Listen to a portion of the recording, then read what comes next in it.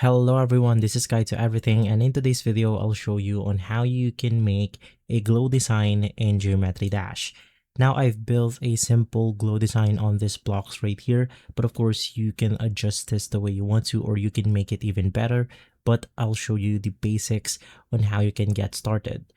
Now, the first thing that you want to do is to, of course, import or first design your main level. So in my case, I'm going to be putting this simple blocks on my level right here. And then we are going to make some glow effect on this specific blocks. What you want to do is to navigate through this specific column. And then you just want to scroll down until you find these blocks right here.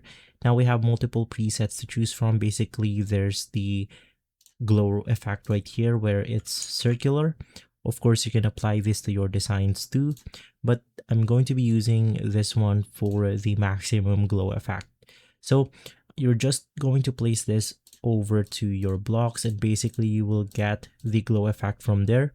And you can then click on the Edit Objects button, and let's turn this into something like a neon lights. Let's click on the OK button, and of course you can also edit out your hue, your saturation, and brightness. Click on OK, and now you have the glow effect on your level.